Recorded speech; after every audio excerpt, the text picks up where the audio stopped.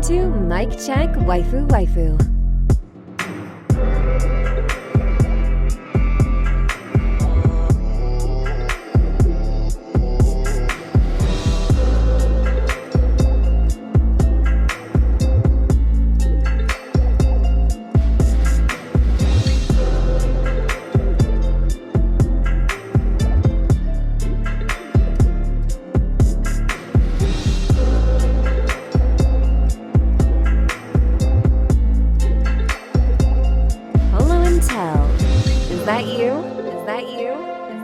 Check.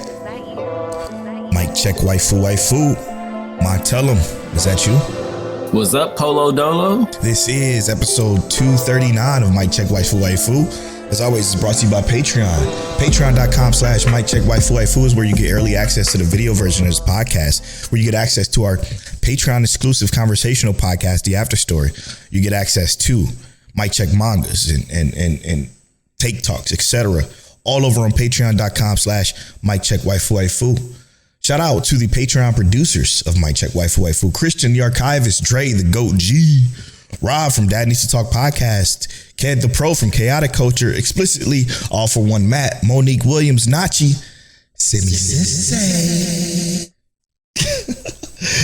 Frozen, Saphir, T Money Fingers. Thank you so much for producing this and many other episodes of the podcast. We truly appreciate y'all for supporting us for as long as y'all have. It means the world to us. We couldn't do it without you.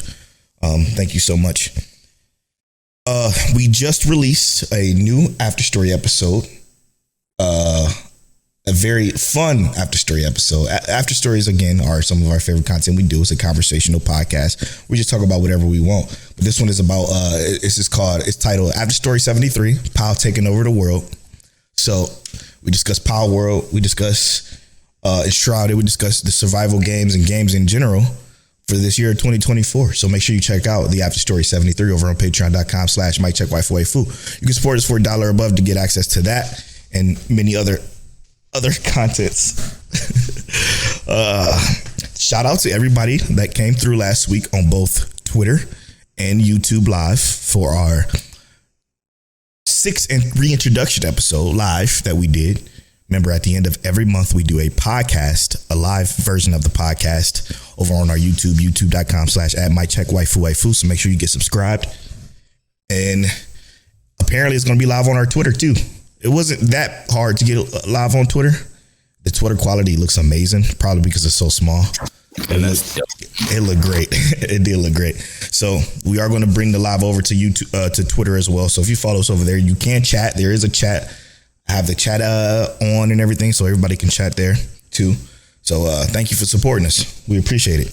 I think that got about 200 and something views or something like that over there. That's dope. So yeah, it was the first time we've ever done it too. So we appreciate that. We appreciate y'all for coming through on that. Now, without further ado, Tell, how you feeling, brother? This is a good week, man. It's a real good week. Numbers going up with working out in general as normal, so that's a big thing. Of that, I'm kind of reassessing my goals and stuff with that, because I know I'm about to be in school for that, but like with a different touch. So it's kind of exciting trying to look at that. I guess where I'm pushing my future towards with this working out and fitness thing. So yeah, really excited about that in general. Apollo, my son, many of y'all know I have a son. He just got an email talking about he has exceeded his expectations for math as a first grader. Okay. Already prepared for second grade math. So it's like, that's dope. I'm excited. Cause I just love to see my baby boy doing good. That's incredible. But, yeah, it's been a good week, bro. How about you? Same, man. Nice, relaxing week. Been enjoying it. Again, I still got to get done my anime list schedule for this season. That's coming soon. Midterms is the perfect time for that. Yeah, exactly. Actually, good point. Next week is the midterm episode. So, for those of you who are uninitiated, we do midterms every anime season where we take the 6th episode of every show and kind of grade how the season is going so far on a regular, school like scale. But yeah, it's going to be the midterms, and you're going to be able to participate by writing at us at Mike Check Waifu on our Twitter. We share what you guys think of the winter season, and I can't wait for that. I'm looking forward to that big time. Yeah, but other than that, my week has been great, man. It's been nice and relaxing. I've been able to relax quite a bit. How's that game? Did you finish? What, Yakuza? Yeah. Absolutely not. Not even close. And I knew you wasn't. You literally said every chapter you've been taking hours. Meticulously grinding through the chapters. I am on, again, there's 14 chapters. Yeah. I am on chapter 8. And I'm about, I can actually tell you because I'm on my Steam right here. Let's take a look. I think I am 71 hours into the game. God. I'm 71 hours into Like a Dragon Infinite Wealth, or Like a Dragon 8, and I'm only on chapter 8, and there's 14 chapters. So we got quite a bit. And I'm savoring every last bit of it. It's been great. Almost had to shut. He put in 100 hours into a 23-hour game. Shit. No, this game is definitely. I'm just joking, but sheesh, bro. I think the how long the beat is like. What's the average? We're gonna find this out. There it is. 60 hours. But is that 100% completion? No, that's just it's just if you complete the story, like beeline the story. That's good, bro. For most players, it took them roughly 60 hours to complete. Taking into consideration that there's 14 chapters and an abundance of sub stories. Yeah, I'm probably going to hit about 150. I feel like, and hear me out, I know this ain't a gaming podcast, but just to talk about it a little bit, I feel like games with a decent saturation of content to where you can actually indulge for more than, let's say, 40 hours, they're going to start taking over the world again. I do believe that. Come on, man. It did exactly what it needed to do. Mm-hmm. And this Yakuza game, I haven't even played the games, but you've got me so hyped for these games. And then just the stuff around it, watching the gameplay for it. I feel like that's already, it's like game of the year potential already. Easy. And it just came out. So it's crazy. True. It's funny because the Persona 3 came out. Yeah. And I still got a Persona 3 Reload, obviously the remake of Persona 3, which came out on PlayStation 2, I believe, back in the day. Or was it it might have been PlayStation 2. But I digress. Yeah, it's not a gaming podcast. We normally save this stuff for Afterstory, so I'm gonna end it there. But Persona 3 is very much an anime game. And in Yakuza, I mean, Like a Dragon is very anime-esque. It's a drama anime series, to be fair. So I guess it works. Anyway, moving on from that. This is Mike Check Waifu, the anime podcast is brought to you every Tuesday at 9:30 a.m. CT. We're here to talk about anime. So without further ado, let's get into it. Let's do our show episode of the week this week.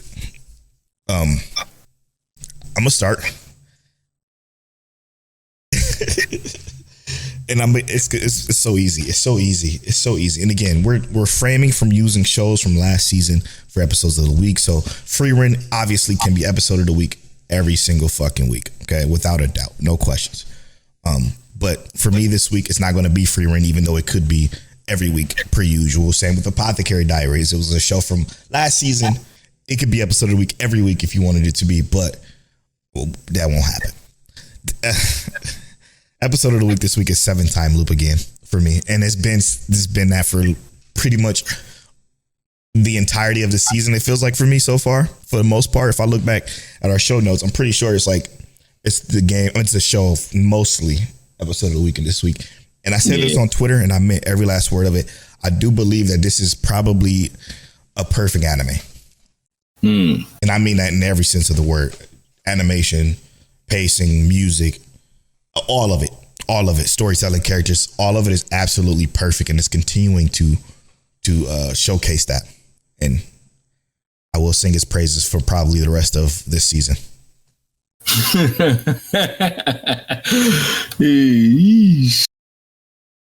My episode of the week is 7 Time Loop. It really was. Like I watched this episode this week. Yeah. I was like, yo. But I remember that kind of like, and it wasn't even really like a bad cliffhanger. The cliffhanger we got last week leading into this one, it was like, yo. And they continue to do it again, tasteful cliffhangers, unlike shows that came out last season, particularly Shangri-La. I'm referring to you. These terrible cliffhangers when you still got about 8 minutes left of the show is annoying as all get out. Like I was about to do today. This week's episode. This week's episode was really good, but it was only that cliffhanger. It had about 10 minutes left, and they decided to end it. And what I decided to do, what I thought I was going to do, is I was going to take a screenshot. I'm being facetious, obviously. It ain't that deep. It's probably about a good 5 minutes though that they could keep going in, when they decide to save it for this Shangri-La theater shit that's obviously annoying and just not very tasteful when it comes to like ending a show with so much time left. But I was going to take a screenshot. I was going to take a screenshot of the bar that I had left before when the episode ended, and then post it like this. This is what we do to get it to 24 episodes or 25 episodes or however much it is. It's not the way to do it, man. It's not the way to do it. If Frieren don't have to, you don't. Trust me. In the notes, I'm gonna put that little segment as Shangri-La Fronting time. Fronting time. It definitely is fronting time. It takes away from the entirety of what we've been seeing. What we've been seeing is actually good, but because of this stupid ass cliffhanger with 9 minutes left, I'm gonna change the time every time. You're right though. Hear me out. This is like one of the better moments because we actually just like, if we're gonna indulge in the meathead, just go ahead and give it to us. Do it. And they gave it to us, and it's actually, this is like been the most interesting part of the show so far. And it's like, why did it take this long for it to get here? And then even the thing they're fighting is just actually kind of cool. I was like, this is actually kind of cool. It just took you how many episodes to get to a moment like this where, okay, this is cool. Anyway, moving on. Now, this is going to be what I believe a juicy topic, and I want to give a very special shout out to one of the Patreon producers, one of our cohorts in the podcasting space. It's Rob from Dad Needs to Talk podcast. Incredible podcast. He messaged our Twitter and gave me some juice. Now, this is going to be so much fun because I think it's very important that we do this. Because the points he makes here is so good. He says, yo, not sure if y'all will see this before y'all record tonight. I wanted to say that a big note that we look back on is the Winter 2024 anime and how it reopened the door for shoujo and slash josei series. Might be a future discussion about giving the genre another look after some time. Sometimes we don't find anything that gets our attention, but years later, that one show comes around that might make us go and see what else we missed since we originally wrote something off. Now, I find that to be a very, very prominent topic for this season in particular because of what we talked about a couple of weeks ago, I believe, and that's me and my distaste for, certain genres of anime. Not really a distaste. It's just, I don't want to watch it because I don't feel like it's catered to me. It's directed towards me. So I didn't give it a chance. And that's the shoujo anime, right? This season in particular has some of the best shows that I would never think I would watch, like ever, to be honest. To me, like, I'm gonna give you two examples. Obviously, it's going to be Seven Time Loop being the main topic of conversation here. It is a shoujo that I am absolutely loving. That has completely opened my mind to this genre in its entirety. Okay. 2, Fluffy Paradise. Fluffy Paradise is a cutesy show, very feel good, shoujo-esque female main protagonist. Kid female main protagonist, which is, I would say, I would never look at because it's little children. Like I don't relate to that, so I don't watch it. But again, a show that is absolutely spectacular. Show that I would never look at. What's the other one? Sign of Affection. A Sign of Affection is another shoujo that I just wouldn't pick up because again, it's a shoujo and it just isn't catered for me, so I wouldn't watch it. These are shows that I just wouldn't touch What's the other one? I don't want to miss this one because it's very important. The Weakest Tamer. The Weakest Tamer begins the journey to pick up trash. While it is sort of pseudo what I would watch, still I would look during our season previews. I would look at it, never like, nah, I'm not touching that. That would be what I would do for these particular shows, and because of 7 time loop, it opened up everything else. No, I believe, you know what? I digress. Let me back up a little bit. It was A Sign of Affection that opened up a 7 time loop for me, because Sign of Affection was Crystal's sleeper.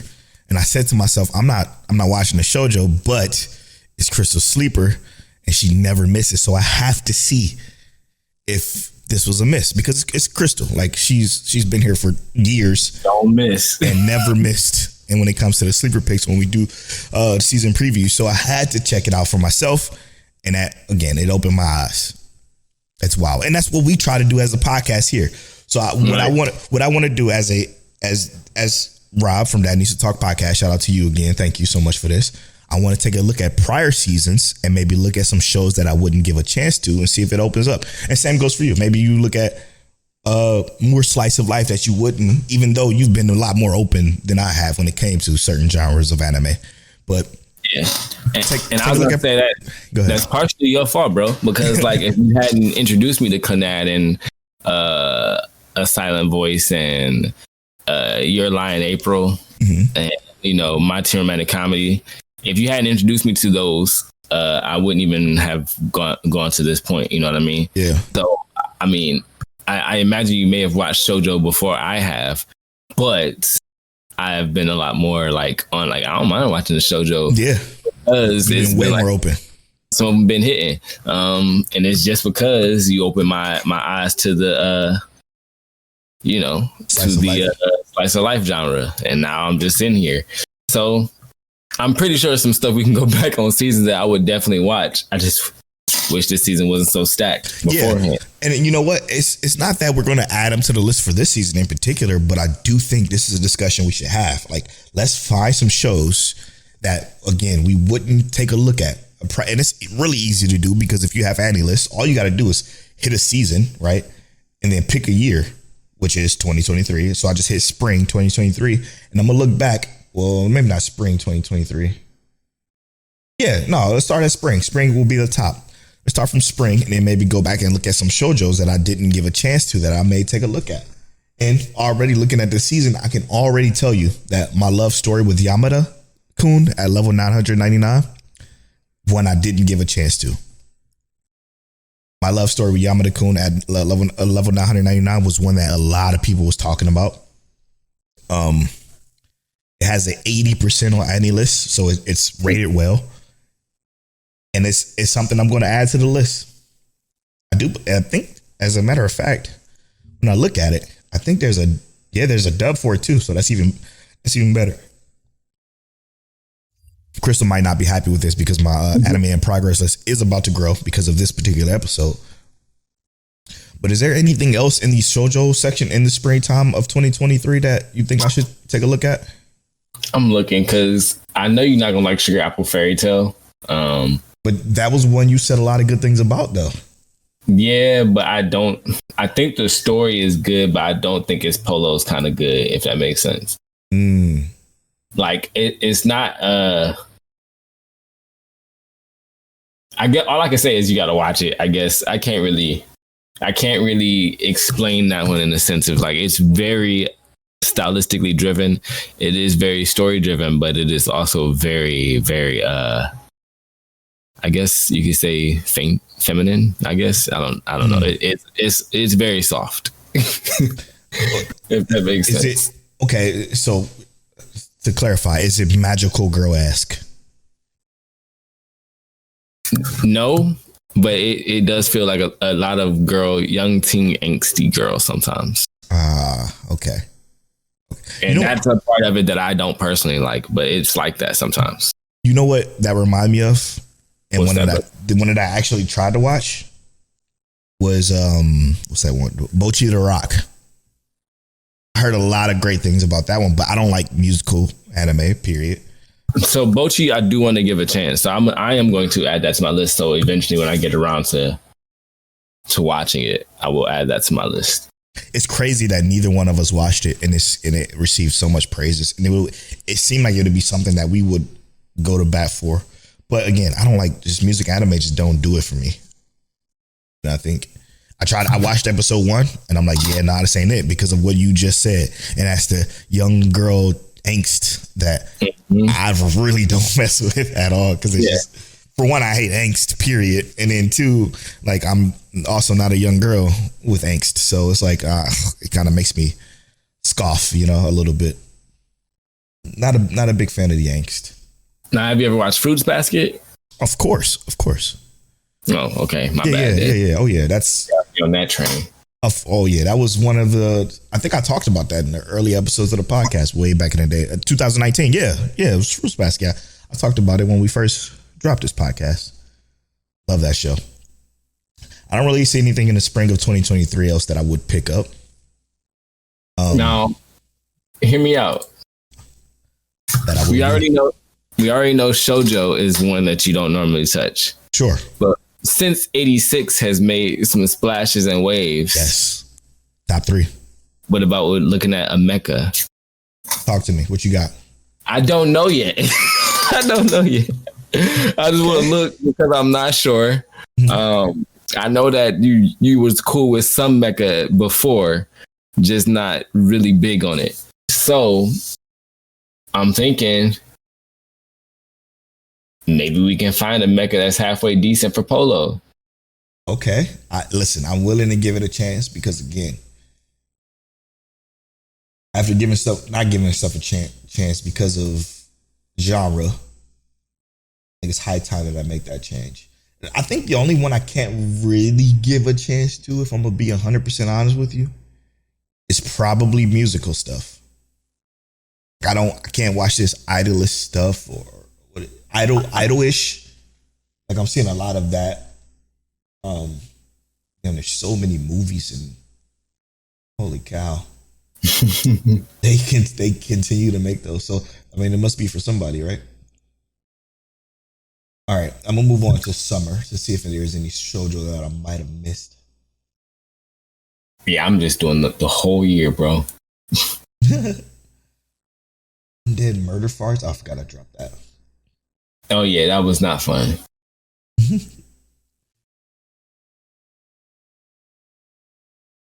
Maybe I'll pick up Dark Gathering. Dark Gathering. I was gonna say, what about the Mobile Suit Gundam Witch from Mercury? Okay. So that is a female protagonist lead. But I do think that there are story beats and elements there that you would actually like. Okay, Witch from Mercury. I'm also looking for some of these for me too, because although I'm willing to watch like mecha, I don't watch mecha, if I'm being honest. True. I will, but I don't.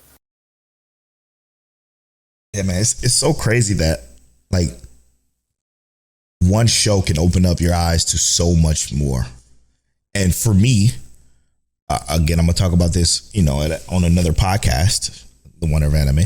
When I do my Clannad discussion, was in that how that opened up my eyes to a genre that became my all-time favorite. I think the world of anime is so much more special than TV. And even like cartoon, like American cartoons, like it's just so much more to them. I think. And the reasoning for that could be that there are so many different already perceived perspectives in Japan for anime, right? So they don't have the limitation of saying, oh, this is for kids, let's not push too many boundaries. When we got anything that's a cartoon that is PG-13 kind of level, immediately it's on like Adult Swim. Right. Like, we very rarely get, like, even Steven Universe. Steven Universe was considered too teen. Adventure Time ended up becoming too teen, too adulty. Regular Show, those are shows that were just like, just barely on the cusp of being like preteen to an adult would like this. and those shows get pushed back. Whereas anime is a little bit more inclusive in their scaling. And for the most part, I'm gonna keep it real with you. I think all the American side of the cartoon space, I feel like you got to snort a pound of coke to enjoy them, or like do some type of illicit drug. Like it just, for some reason, to me, they just all look like acid trips that I cannot be. I'm not entertained by. You know what I'm saying? And maybe it's because of I want my shows to be a little bit more grounded, right? Like that's why slice of life being my favorite genre and all. I want my shows to be a little bit more grounded than what I get from like the American Adventure Time type cartoons or what's the other one that everybody liked with the birds? That was regular show. The regular show, yeah. Like the raccoon. Yeah. I saw that show and I'm like, yeah, it's cool, but after 1 or 2 episodes, I'm like, I can't. This is just. And I feel you on the acid trip because I would watch those shows sometimes. And I was like, yo, I don't even know what I'm watching, man. Yeah. I have no idea what I'm watching. Who the fuck is this actually for? And I get it, it's entertainment, right? But I just, man, it was something about it that I couldn't vibe with.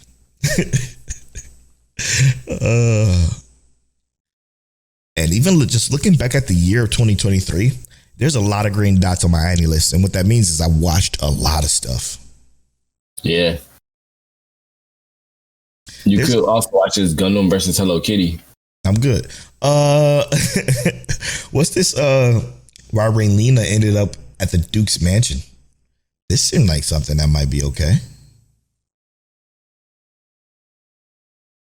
Yeah, this seems 7-time loop esque. Oh, okay. I mean, I'm down to watch that. I'm adding it to the list. Again, we're not going to get to these shows anytime soon, okay? But we're just looking at them. It is very much neat. It's very neat to look back at the year and just think, like, what shows did I miss out on? I'll tell you one that I just, every time I look at it, I'm like, damn, do I just finish it? That's Buddy Daddies. Daddy? Yeah. That wasn't bad, bro. It wasn't bad. It has an 80% on any list. I had it paused after what I think, where did I have it? Episode 3. Because it was a pretty good show and the story even kind of had a decent like climax at the end. Buddy Daddies was good, bro. I definitely think it deserves an 80%. Like, worst case, it was like a 75. Like 74. That's a high score.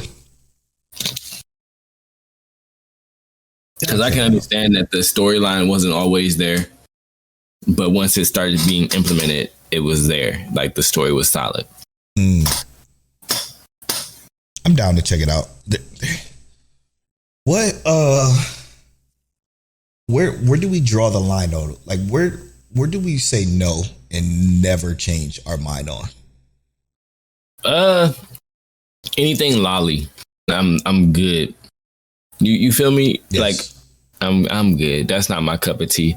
That's how I feel about magical girls in that sense. And that I think that falls in the same category roughly. But that's not for me. I'm cool on that. I can do magical girl if there's no like attraction element trying to be played. Yeah. But as soon as they start putting any kind of attraction to a lolly-esque character or child, I'm good. Yeah. So you know what that made me think about? What's that, bro? I believe it was. I got to go back to our Twitter, and I might have to scroll kind of far back to figure this out. But was it Frozen? Maybe. So somebody discounted the Tank show because of the sister love. Yeah, the sister love thing. And while in that show, I don't think it's what he think it is, right? Where it's him being in love with his sister. It's him just wanting to cure his sister, and that being his only goal. I do think stuff like that though is also one that I just cannot vibe with. Like, I saw one from last year. Was one hit sister or something like that. Yeah, bro. Nope. Yeah, I saw one episode of that. And I'm like, yeah, no, thank you. And that one was the sister being obsessed with the brother, and the brother just trying to get away from her. Yeah. So that one I did watch like 3 episodes of, and I was like, yeah, this is a dud. Yeah, I can't do that either. That's another one I'm just not touching ever. So anything I tried. like that. I sincerely gave it a go, bro. Yeah, I watched one, and that's all it got out of me, and that was enough. I didn't even mark it in my any list, but yeah, it's fun, man. It's a fun thing. It's a fun thing. Yeah. You got any shows this week that kind of surprised you that you want to talk about? So I actually think, I'm not gonna say it was a heat week, but it was a pretty hot week. It was definitely a hot week. I thought everything was pretty solid. Hokkaido Girls, Moonlit Fantasy, Class of the Elite. I hate the fact that Hokkaido Girls comes out on Monday, bro. I always forget about it. I'm sorry. It's so bad. Delicious in Dungeon was good. Chain Soldier was I don't know if you're still watching that one. My Instant Death Ability on Power was pretty solid. Everything was good that I watched this week, bro. And even Sasaki and Peeps was good. And that's one that Christians were messaged about. We're starting to see some development there with like what the antagonist might be. Yeah. So that it's really, really cool. I do want to mention something about Delicious in Dungeon, and this may come off, I don't know, crazy, but hear me out. Hear me out first, everybody, before we start to say something. Okay, something about Delicious in Dungeon. I find it to be a good show, but it bores me out of my fucking mind. It's so boring, and it's becoming so boring to the part where every time I watch it, I have to take a nap afterwards. So I have to save it for a different time slot in my schedule in order to fall in line with my nap schedule. Because when I'm watching it, maybe it's just a relaxing show, but it just, for me, it's a good show. I do think it's becoming samey and kind of not keeping my attention. And I have a very, I guess you can call it patient attention span. Like I can sit and watch a 2-hour YouTube video about nonsense and be engaged. So I'm gonna tell you what I think it is. Talk to me. And I think it's the soft texture-esque look of the actual art style. Well, I'm saying you mix that with the actual pacing on the show, because I'm not saying the show is like paced extremely well, because it literally is a meal of the week, monster of the week kind of show. You know what I mean? Yeah. I don't think it's meant to be like exhilarating, even when like they implement story and they build up some of these characters, which is like, man, they make some of these characters seem super dope and cool. It still feels like in that essence of like soothing. At least for me, it's like, it don't seem like it's meant to elevate you in any sense other than being like, I can see what you mean. Like even when the dwarven dude talks, right? He never really changes his tone. I'm going to cut it this way and blah, blah, blah. And it's even like almost like they even tune it in a sense to make it resonate. So it's like peaceful. So that's just how, to me, that's how the show feels. The show feels like it's like softly letting you know, like, relax, you're watching this show. So I am also tired after watching it. If it wasn't for the fact that it's dubbed, I probably wouldn't have kept watching it, because there'd be no way I'd be able to continue to read those subtitles and not fall asleep like during the show. Like it's so I guess soothing is the correct word for it. And maybe you're onto something with the art style, but that doesn't seems to be the way, like, because I guess I don't really know anything else with that kind of softer, flatter style, right? That I can think of off the top of my head. But the only shows that do it are like Frieren and Jobs Reincarnation, but it's more of a painted style. Yeah, no, those to me are absolutely nothing. Like, you know what? I mean, it's like passed out. Like the way the coloring is done is what makes like a flat coloring. I know what you mean. It's what it reminds me of. And what was that one DIY show? I think it was called. That's what that art style kind of is similar to this when it comes to like the softness of it, the flatness of it. That I think is closer, but in that show I wasn't bored at all. Like I was in it, and it's mostly because of the story and characters was a little bit more captivating. I think in this one here, the story's just the characters just aren't captivating. It's the elf girl crying about not wanting to eat the food. Episode, bro. Every single episode, and it's our guy being excited about the monsters, and then like you said, the dwarf monotone, one note voice. While again, it's a great show. I'm not saying that it's a bad show in any stretch of the imagine. Like nowhere near bad. It's just so boring. Yeah, dude. I'm boring doesn't necessarily mean bad. You know what I'm saying? It's I guess that's a kind of two things can be true type situation. Like, because a boring bad show is different than a good boring show. I hope that makes sense in any way. But yeah, I'm absolutely loving this winter season for sure. I will say to the Chain Soldier one, I like it, man. And it's just because it's, it's Christian was also the archivist, by the way, another Patreon producer. He was mentioning the fact that, they add some effects to some of the scenes. I fucking love that shit. I think it's so cool for some reason. It's aesthetically pleasing to me. And I don't know why. I do like watching it. I do enjoy it. Chain Soldiers is, it's a show. That's a show for me, you know what I'm saying? Along with Tales of the Wedding Rings.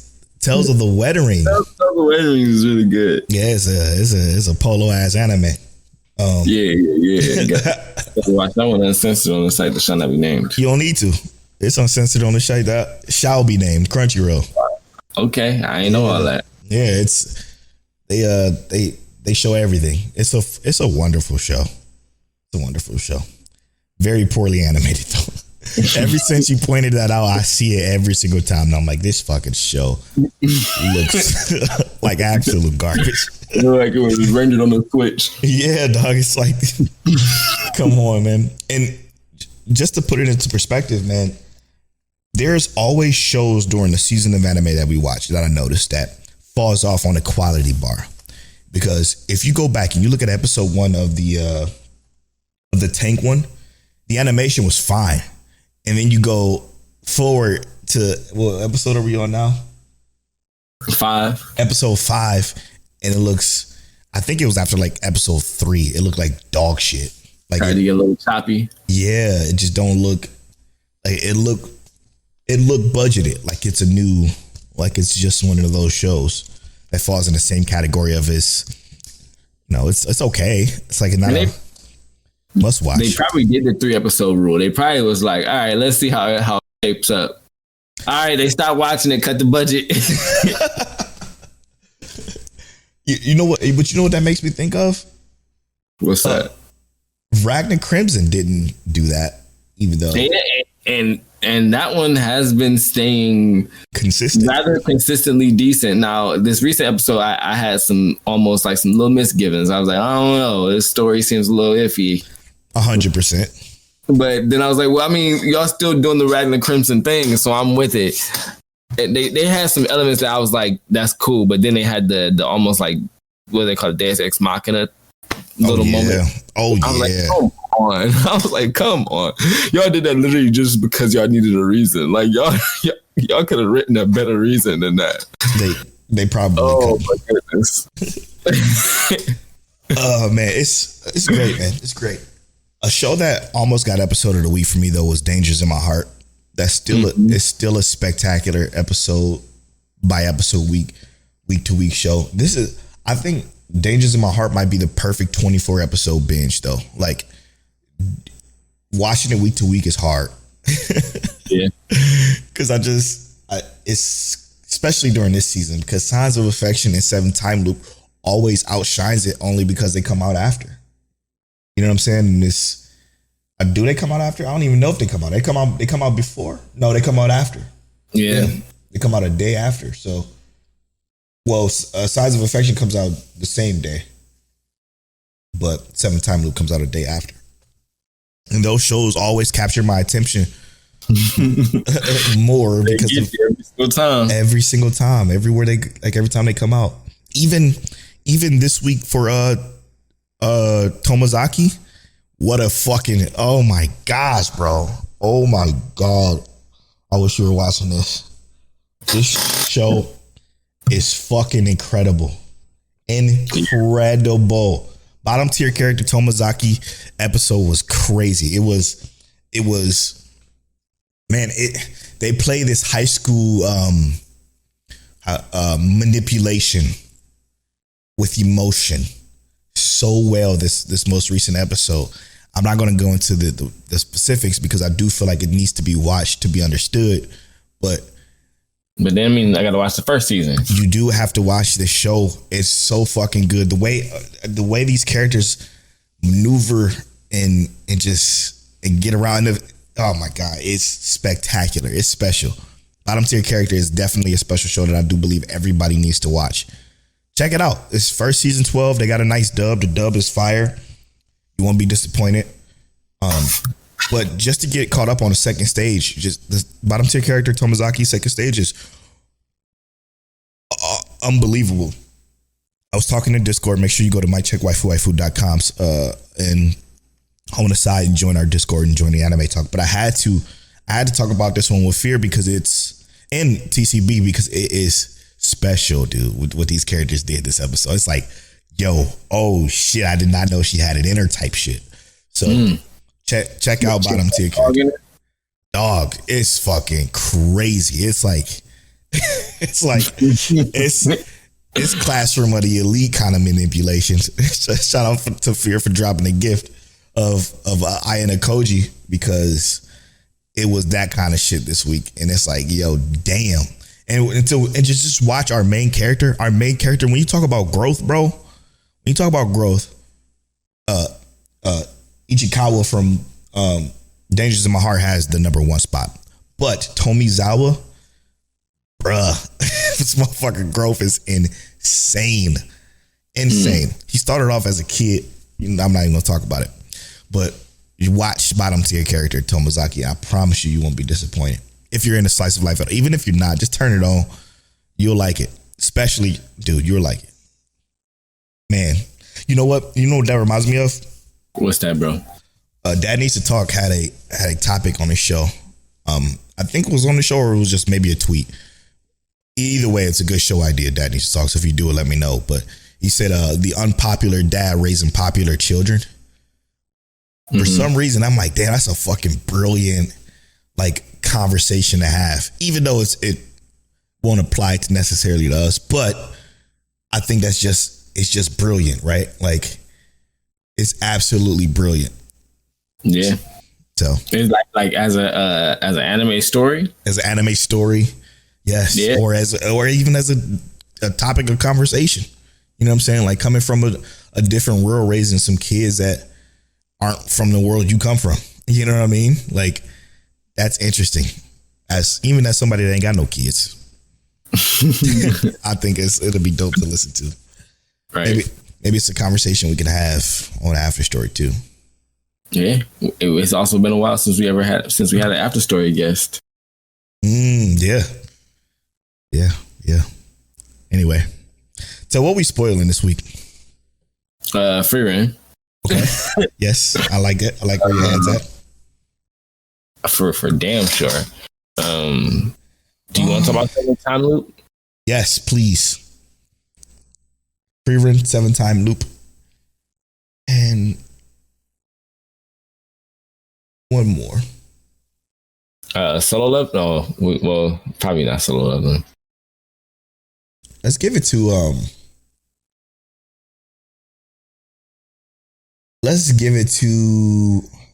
Undead Unwanted Adventurer.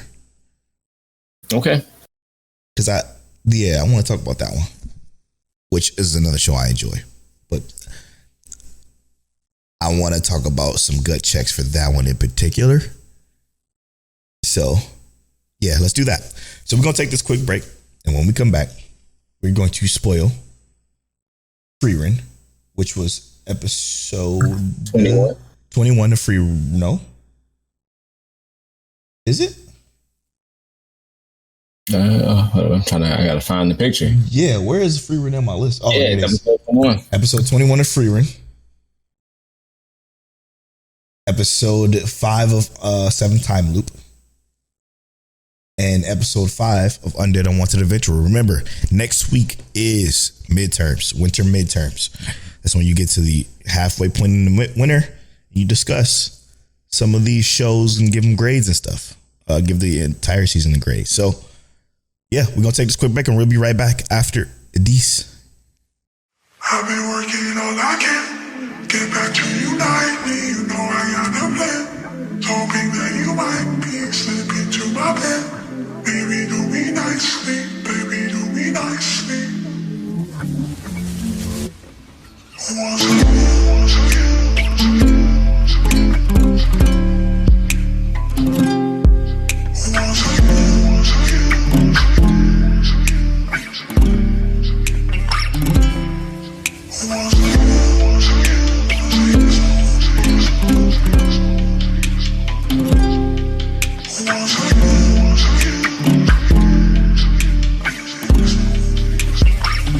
I've been working all I can. Get back to unite me. You know I got a plan. Hoping that you might be slip into my bed. Baby, do me nicely. Baby, do me nicely. Once again, thinking about your body, thinking about your lips. Where they go so lightly, slip into my bed. Baby, do me nicely. Baby, do me nicely.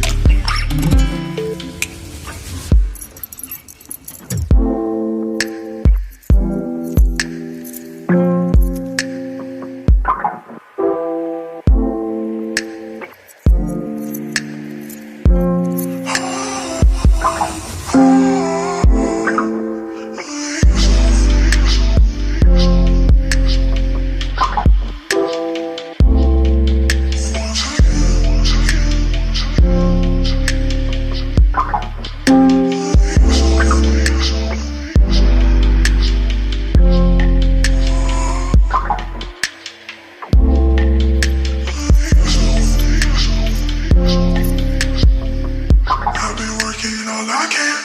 Get back to unite me. You know I got a plan. Hoping that you might be slip into my bed. Baby, do me nicely. Baby, do me nicely. Once again, thinking about your body, thinking about your hands. Where they go so lightly, slip into my bed. Baby, do me kindly. Baby, do me kindly.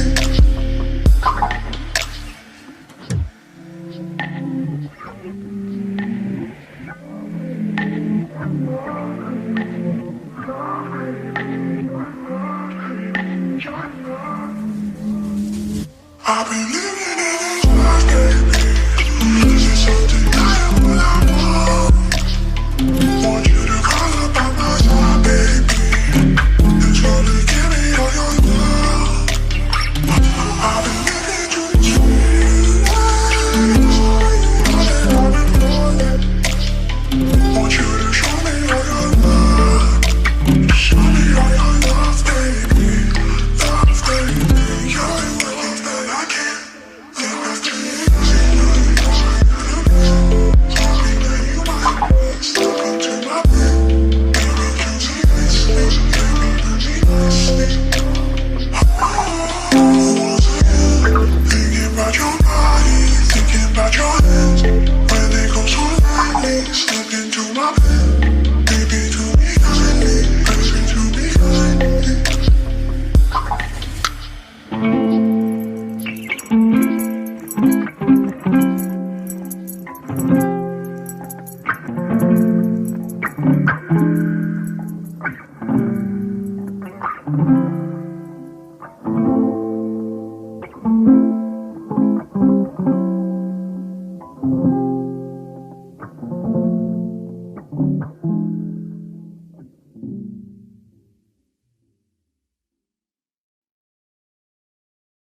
And welcome black to 239. I might check waifu. I spoiled some Frieren. Let's do it. Tell. Episode 21 was crazy. Again, they show off their Studio Madhouse shows off their fucking gravitas when it comes to their animation. It was insane. They're fucking incredible, dude. I don't know why they I don't know why they took off they belt with the pen, man, and just went off. I don't. They beating. Yeah, exactly. They whipping this motherfucker, bro. It's actually crazy how good the animation looked in this episode. But I digress. Yeah. Go ahead. I was about to say to go. For one, we haven't talked about this in a long time, so we're in basically the tournament arc right now. Mm-hmm. And to put both Fern and Frieren in the tournament is about to be just nuts, because there seem to be, and what we've learned throughout the past couple episodes is that these two are in leagues of their own when it comes to this magic shit. I'm telling you, it's crazy. Mostly because Frieren is in the highest league. Training Fern, which is right there. Like, and Frieren knows it. You know, she knows like this girl's gonna be incredible. So it's a special fucking episode. Where do you want to go here? Even outside of them, this show does a great job with every character. Man. Every single character. They do a phenomenal job. My dude Denkin, the little short old mage dude. Come on. I had to see like when he said, "What else would you do in a moment like this? What do you think Imperial mages do when we don't have another choice?" He walked up, dropped his cowl, his jacket, and threw him. We gotta throw him. He threw him, man. Yo, this show is masterful when it comes to this kind of thing, because that's literally the only option, right? Yep. Like, I gotta succeed. This is my life's goal, is to succeed at this. Instead of sitting here and saying, I'm gonna take this L, he said, no, we gonna go throw him. Because I gotta get to the next stage. Yep. That was impactful to me, because to me it showed, because they've talked about what's the most important thing to a mage. What's the most important thing to a mage? Mages are doing this. This is what the philosophy for a mage should be. Mm-hmm. He held it down for that philosophy, and I feel like this is exactly what Frieren would have done had she been in his position as well. It's like, it's important for me to do this. I have a goal here. And he said, that's my goal, so I got to throw him. And I was like, yo. Yeah. And what also people won't give credit to and probably won't even pay attention to, but the fact that the other one, they already lost. Like, their partner died.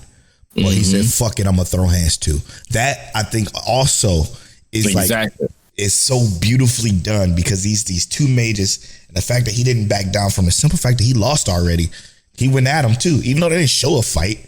The implications are it was enough to know that what's there is that these two characters are going to give everything they have for this particular test, and I absolutely love that about this fucking show. Yeah. and go ahead. I was about to say, from moment that this tournament started, they've been dropping hint after hint after hint that this. That Frieren and Fern are just built different. Mm-hmm. And it's been slowly, methodically, subliminally done, right? Like with the whole analyzing of the dome, right? Frieren's been doing that since they got in this motherfucker. She's been talking about it, looking at it, and they would show her do scenes that would have her often staring at this dome in like very, very minuscule amount of like something you would never notice until after it's all said and done. But the last episode, she literally was sitting there and was quiet. No, yep. She's been doing this for the entire time since it started, and it's so fucking special. What is also special is the background information on this whole entire this mage test, if you will, being told as it unfolds, right? Like you have the two who are these level mages, or what does it call them? Level A, first grade, first grade mages or whatever. They're sitting there having tea and discussing everything, like, you know, this is how this works, this is what we do, this way, blah blah blah blah, and just like spilling out lore. But it's so masterfully done, so tastefully done. It's perfect. This is a perfect show. You know what? I kind of want to go back an episode or two ago though, and talk about when Fern was fighting the girl, when she was fighting her, and they were talking about how, you know, the magic she's using is so basic. It's all about, its flashiness or whatever the shit she was talking. That just spurned this hint of uncanny valley of reality. Like it's disgusting because it's the same with like technology in a sense, right? Like when you do things the old school way, people kind of look down on you. And for some reason, that's the message I got from that entire fight. Like, don't look down on the old school way of things. And this probably comes from the fact that I've been playing the Yakuza and Kiryu Kazuma do thing the old school way while Ichiban Kasuga does thing the new school way. And it's a very strong story plot that they could ride literally the entire way of the show, and that they don't. It's just a small segment that stands out so much to me that I enjoy about fucking Frieren, man. And to add to that, they did a great job even in this most current episode talking about the defensive magic sucks against the physical prowess of why people are trying to control physical objects now. Yep. The evolution of the magic. But what Frieren has taught her is more about how to overall outmaneuver the opponent. And there you can do that very simply with just basic spells. It doesn't matter what you got to do. So it's not about always how much you know. It's about efficiency. Yeah. She was like, they asked that question, and they talk so much in this show, but they don't talk. It's like they never talk too much. Yes, because they talked about in this very episode. Time out. You realize what you just said don't make no sense, but if you watch Frieren, it makes all the sense in the world. It's like, because they're constantly talking, but it's just not too much. You know what I mean? Yes, bro. Like, yes. She says something about her. Why do you only use basic spells in this very episode? And she said, I'm permitted to use all kind of spells outside of here, but when I'm fighting, these are the only spells I'm permitted to use. And it's like, because Frieren's been teaching you the whole time, you don't need nothing else. You all you have to do is master the basics. Everything else comes natural after that. Yes. And it's like, it's guaranteed Fern can probably do the magic that everyone here does. Absolutely. Just doesn't look at it that way or use it that way. And it's like, this show does such a great job of always giving us details without letting you know that they're necessarily details yet. Mm-hmm. And even the conversation that they had inside of the cave. And I know we're going to miss stuff from this episode.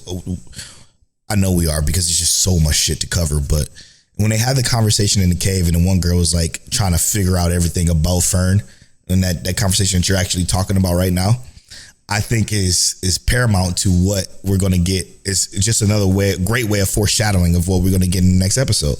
Because after this, they're not in a party anymore. It's all competitive after that. And just to see her, what's her name? I forget the girl's name. But the girl in Fern's party trying to uncover what these other magicians is about for the other Ubel. Okay. For the Ubel for the other parts of the tournament is very interesting. And I think that means like kill in German or something like that, by the way. I think that's her name, which is insane to think about. But I just think this show is warranted top 10 potential even before stuff. Okay, bad or something. Like, okay, close. So she's bad news, essentially, is what I got from that, which is interesting. That's crazy. I think what was your favorite fight during that whole entire like segment this episode? Or not this episode, but the last couple episodes, I should say. Sorry. It's definitely Denkin, and it's literally just him versus Frieren, because it was like the whole time they've been building him up, and normally I hate this. You know how they build up a character, make him seem so strong just to defeat him, and it's like, they built this character up, right? And it wasn't like it wasn't wasted in any sense of the word to me, because they've always built Frieren up too. Because it's like they were building them up simultaneously, but it was like, we've known Frieren, we've seen what she can do. So like, this is going to be bare minimum for her. But it didn't seem like he was not recognized as being as great as he was, even in his defeat for this. So to me, the even though it wasn't a long battle, it was like with all the anticipation that they built up of it, him casting the multiple spells relatively quickly to even think that he could touch Frieren, and then simply Frieren defeating him and then doing the destroying the barrier thing was like phenomenal. I'm like, it was like the climax of it. It was like, yeah, Frieren is built different. She's 100% built not to the capacity of what y'all ready for. And he knew that she was a great mage. So it was like, she's the last of the great mages, which was also another detail that they dropped that's just like crazy. My favorite part was the conversation they had before they even fought. Like, right, the conversation they had about, you know, two young girls and what's important to a mage, and not obtaining a spell from the fucking sage. That's not important. The most important part to a mage is finding them yourself or discovering them yourself. That's the best part about it. But, and before I get to my favorite fight, but we're gonna get to that great mage part where she was mentioning like, oh, Frieren, this is the way you're gonna come see me or something like that, and I'm looking forward to seeing you or some shit.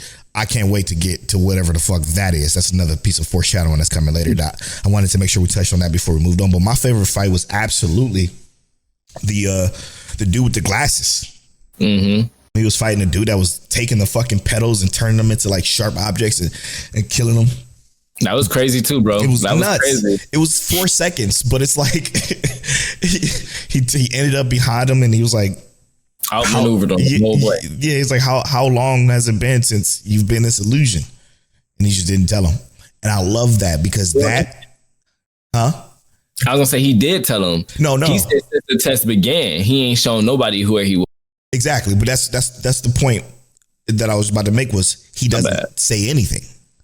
He doesn't tell anybody anything, and obviously until it's over, right? But like I think he is probably the smartest character in the entire thing because he knows you can't fucking just run your mouth, obviously, right? Like he even told Frieren, like, you know, after this we ain't gonna be partners no more, so don't tell her everything. And that, I think that importance in this whole thing was a very dope piece of the show that I just enjoyed. I enjoy shit like that. When you have characters that don't talk about everything, like the dude with the earth, and when he was fighting the two girls, he was just running his fucking mouth the whole time. Like, dude, shut up. What makes that even better though is that, and if you look at Fern's party versus like Frieren's party, Fern's party was stacked. Oh, dominant. Frieren's party is not necessarily stacked. It's not to say they're bad because they're good in their own regards, right? They're both third-rate mages, but they're good in their own regard. But they still seem to be a little, what they call it, like wet behind the ears or whatever. Like they're still new. Even like Denkin's party, right? Denkin seemed amazing. The Earth dude seemed like he had it together for the most part. But the girl who was just able to teleport, she seemed like she didn't have much up her sleeve. Right. So it seems like the balancing even has some interesting levels there. Yeah. And God, this show does a great job with just I can't say it's all over the place, but it's like it touches all over the place, if that makes sense. You're right. I don't know what it is about the show, how they can just introduce a character for about this much of the show. And for those of you who are listening, a finger's pinch of time in the show, and they just still offer some more quality characterization of these characters more than any other shonen you probably ever picked up. It's crazy. It's insane. Like the development that small side characters get within a show that is stacked full of characters. I was just thinking about, what's his name? Sean? I was just thinking about the priest, and I was like, man, if the priest was here. Oh my gosh. I'm just like, you know what, man, this is crazy. Oh man, I'm like, this show is good because it even makes you still remember those characters that we had for 3 episodes as like so important to the like what'll happen. Like, what would Sean think about how to capture this moment? It's just really crazy. Yeah, but he's not a mage though, so you can't really put a mage in a priest in a mage test. But I do think he could if you wanted to. All right, let's move on because we get to literally talk about this for 40 minutes. The 7th time loop. The villainess enjoys her carefree life married to her worst enemy, which Is a very deceiving title, by the way. But I digress. The 7 Time Loop, episode 5, has, again, this entire show from its start, episode 1 to 5, has been flawless when it comes to pacing, characters, and storytelling. All of the above has been absolutely flawless in my personal opinion. But this particular episode shot this fucking show to the roof. Only because of the way she utilizes these loops, man. It makes you think like, and this is not a slight to our number 1 anime of all time, which is Re:Zero, which is also go through the time loop thing, but in a very different way, right? Like it's a very, very different way because he doesn't get nearly as much information as she had. So it's a lot bit different. But the way she utilizes the lives she's led within those loops are downright incredible. What I love about her is she's a fucking genius. And not in a sense of book smart, right? She's just, yes. Even though she is also book smart, yes, but she's smart in the way that she's taking her past and bringing it to her now present, which is so fun to see. Because it's not even the fact that we don't even give a fuck about how she even got to these loops in the first place. Like that was never explained, and I don't even care for them to explain it. I prefer that they don't. Right. But I absolutely love what she's doing right now. Particularly, well, I'm gonna start because at the beginning of the episode, when she's discussing, you know, the business she wants to bring with she's discussing with Theodore, which is Arnold's brother. She's discussing with Theodore about who Arnold really is, and she don't fucking buckle a bit because guess what? She's seen it all. Right. She's seen it all. So you're not going to deter her or scare her away from this.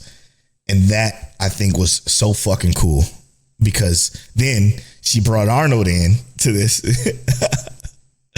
by the slickest way possible. And we didn't find out after. She sent a letter of, okay, I'll be there, you know, this place that you've requested me. It's so smart. I love it.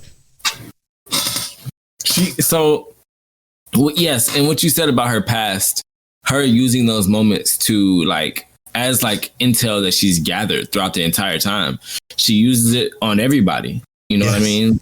Even with the chief, the trading company and getting them, how she goes about everything is so well calculated, so planned out. She's like, I've had to go through the means to do this to even find your sister, when she knew from the beginning. She just had to put it together. Exactly. And it's just like it's all about how she's able to gather what she already knows, puts it together in this package, and like she's literally doing what businesses in today's time do. Yeah. They find communities that need to be built up and need to have some money to build their clientele.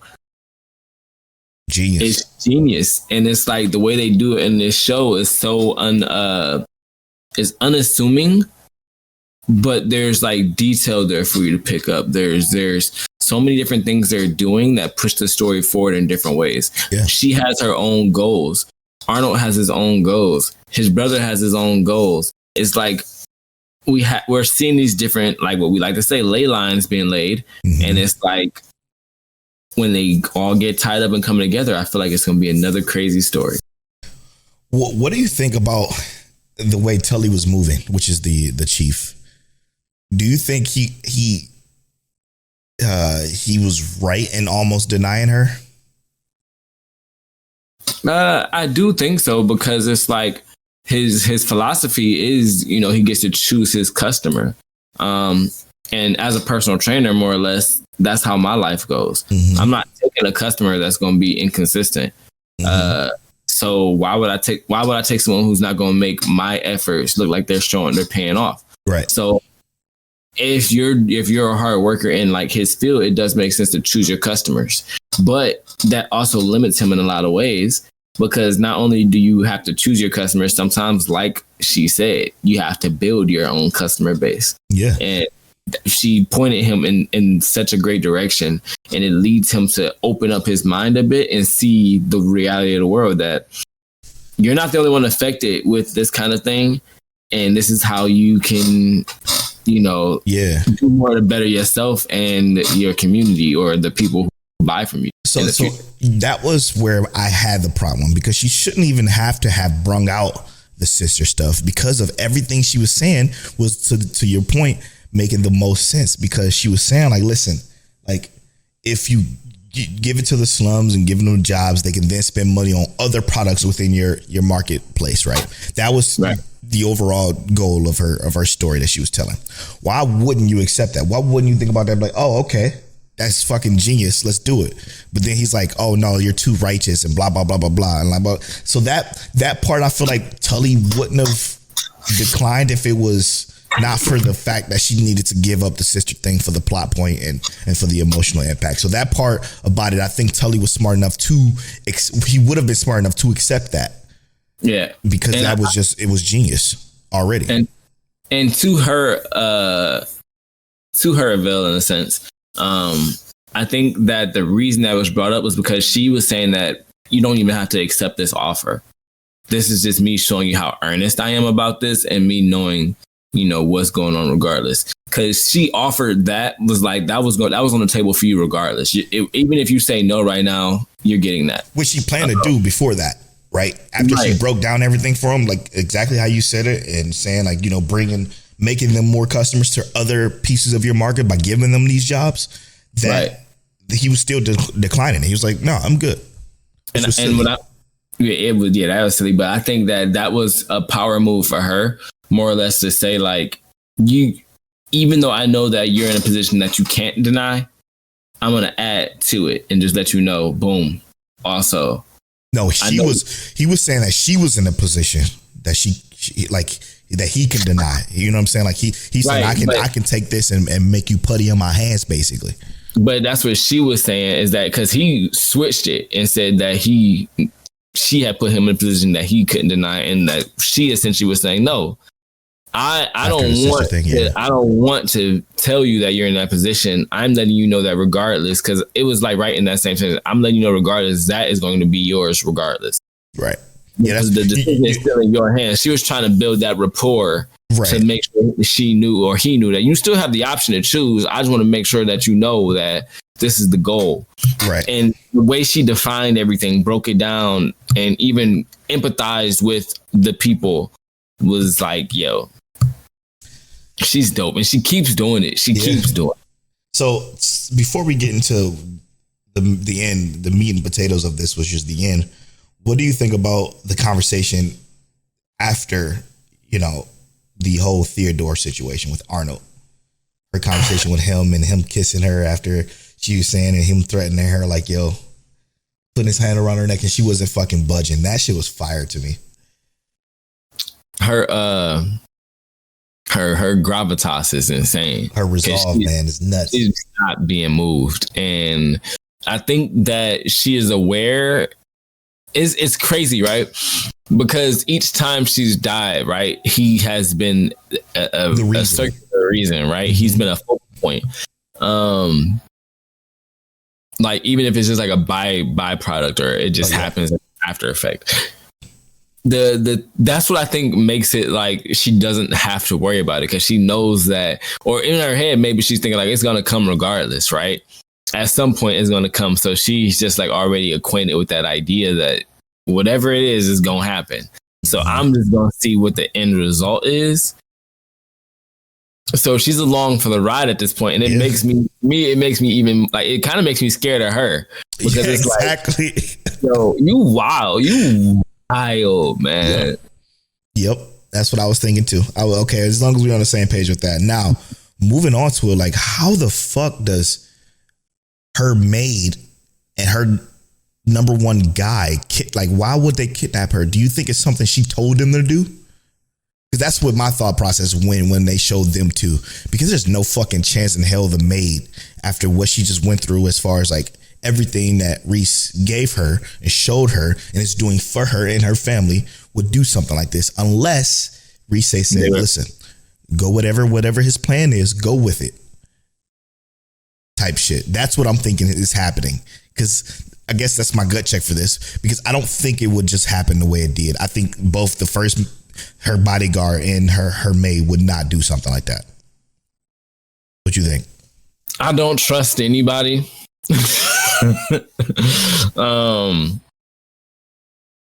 I do think that I don't know. I don't know what the ambitions truly are for what's his brother's name again? Theodore. But I do feel as if Theodore is aware of something that we are not fully aware of yet. Yeah, I don't think so. And what I say when I say that is I think he's the reason for the usurp what's they call that? Usurping of the throne. He's the reason of kind of wheeling and dealing and scheming when it comes to like trying to get his brother to become public enemy number one. It's obvious. It's as plain as day because from the moment Riise got in, he's like, I'm gonna save you from my brother. Stop. Mm-hmm. Like, why are you already pinning him as to be this terrible person when they didn't do nothing but lay lines of him being somebody who cares about the people? Mm-hmm. I think he's trying to make him to be this heartless demon while Arnold is trying to become a heartless demon, quote unquote, by moving in a way that's, I guess, tough for the people around him, essentially. You know what I'm saying? To not wanting to either betray him or backstab him or cause some kind of issue. And I think the brother is like just trying to take advantage of that so he can essentially take over for him. You know what I'm saying? Like just to take that spot. So it's just, he's moving like the typical antagonist in the show of this kind, like of this caliber, like Game of Thrones-esque type shit. You know what I'm saying? Which is essentially, it's working like, in the background. Exactly. He's just kind of trying to play the puppet. But I do think what Riise is doing right now is she's playing that against him because there's no way that our girl would be taken by these two prominent people who is very close and seem to care very much about her because of what she's done for them. Not only did she save Elise from giving her that job as a maid or whatever. It is her name, right? I think her name was Elise. To give her that job as like the maid, and again to help her family with the Elsie, okay, with the fingernail pain or whatever and shit like that. Like she's doing so much for her. And then the number one bodyguard, she fucking cured him of the poison that happened when he was stabbed by the bandits, right? So like, no way in hell. I think she told him like, okay, go along with whatever he's doing, and then I'll take it from here. That's just me. That's my gut check. What about your gut check? What you got? Like I said, I'm sticking with what I think. I think that I'm not saying that our main guy is necessarily a bad guy, but I do think that the brother knows something that we don't know. Okay. In terms of what the brother's true intentions are. Because even if it's for the better, right? If the brother thinks that usurping the government is for the better, for the stability of the people, then I feel like he is very likely to do that. I don't think Theodore is about that. I just think he wants to. I'm not saying Theodore. I'm saying that like the brother of Arnold is very likely to say like, hey, if I have to usurp the government or the throne in order to make the world better for the people, I'm going to do that. That's what I'm saying. Yeah. You're absolutely right about that. But what about Theodore? I'm saying that I think that Theodore knows something and probably is keen to the brother's plan. I don't necessarily think Theodore is doing something inherently bad. I think he's like, this is going to push my brother over, and you need to be aware that this is happening regardless of what you say. Yeah, we never been on total opposite spectrum before, because I do think that Theodore is Joffrey. Like, I do think he's out here doing some shadiness. He's doing some shady. He just wants to get that spot, and he'll do it by painting his brother as the biggest villain ever, right? Like, if hey, my brother killed my mother, even though it's probably something that he made his mother do. You know what I'm saying? Like, he probably influenced that whole thing in some weird way, right? Like, he seems to be a very smart kid that is trying to manipulate and maneuver around with making his brother the bad guy. And so he can dip it. Exactly. So he could take over. And I don't think it's nothing but him just wanting that kingdom for himself. But he probably pinned his brother against his father in years past by obviously pulling strings, using these. What was that? Was it the church he brought her to, or some slum church or some shit? I don't know. Probably some fucking slum cult religion down there that he's probably controlling, trying to make these moves. Man, it's some scummy shit, bro. It's some scumswish shit. Scumswish? Nah, not even close to that. But yeah, it ain't there. Very, very scummy stuff. All right, and then moving on to last but not least, the Undead Unwanted Adventure. A gut check for this one. I just want to say I love the character design in this. Obviously, it's fucking spectacular. Okay, it's spectacular. But I do want to say this elf chick that literally whooped his ass in like 0.2 seconds. I really want to know her story. Yes. I need to know her story because I thought that was probably the biggest piece of information we got from this show. That is very like the show has been great. All like from moment one to where we are now has been continued to be great. But this meeting her there where we met her, and the fact that he can't go back there because she don't want him to, I'm very interested to see what conversation they would have and to figure out what the fuck is going on with that, because that was so fucking cool. It was, bro. That felt like a Dungeons and Dragons campaign. That right there, 100%. That was crazy. I was so engaged at that point too. Same. That it was something. It's definitely something that was there, obviously, right? Because that's not the kind of character that you just meet. And then she gives him the jacket that he's wearing throughout the rest of the show. And then we know that cowl, is resistant to attacks, like can just get stabbed through it. And she just seems to know so much more. Like, why was she okay with him as soon as she found out that he was a ghoul? He was, you know what I mean? So she knows what happened to him, and it's probably like, oh, that's what. Okay, so you have to go through this anyway. Or she could even be, and this is just what I was thinking, kind of a gut check. She might have already done what he's done, and is the final result of that her final evolution. And that's what I was fucking thinking too. I'm like, yo, now this is fucking cool, because who is that dragon, and what it is that it did to him that he did to probably her as well. Or she could be the dragon. Ooh, shit, Montel. Damn, bro. Damn, man. That's it. You probably right. She could be the fucking dragon itself. And like, maybe she's like the end boss of this dungeon or some shit, or this labyrinth. It's something about her. It's so much mystery with just meeting this one character that brought so much interest. I was already interested. I was already in, because of the simple fact is, all right, we about to go evolve now. Let's go evolve as much as we possibly can to get us back to where we was. Right. And I was bugging too when he made his name Ren again. I'm like, yo, what the fuck? And then he explained like it's a common name. I'm like, okay, all right. That made me feel a lot better. But I digress. This show is good, man. Yeah, bro. It's so crazy. Good. It's so good. Who is the love interest you want to win between the two? Obviously, the two cover jaunts. Lorraine. Yeah. Yeah. It's got to be Lorraine. I think I like the dungeon chick, the dungeon lady, the guild lady. She just seems so sweet. But yeah, she is, but Lorraine. It has to be Lorraine. You're right. It's the way they met, everything. You're right. You spitting. It's Lorraine, bro. It's not like it's a hard choice, but she grew up, she grew up. She definitely grew up. I'm at Polo Bornflower on all social media. I'm at King Taliano on all social media. You can follow our social medias at Mike Check Waifu on Twitter and at Mike Check Waifu on Instagram, TikTok, and Threads. Visit MikeCheckWaifuWaifu.com. And as always, Mike Check. Yeah, and we out of there.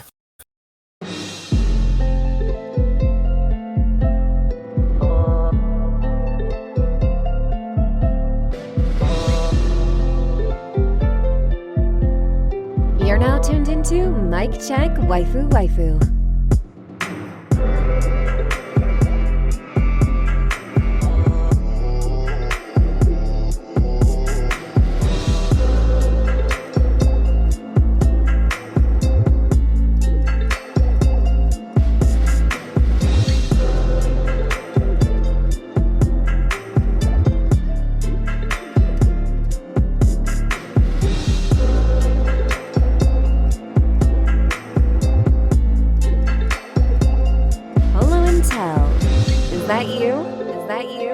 that you? Is that you? Is that you?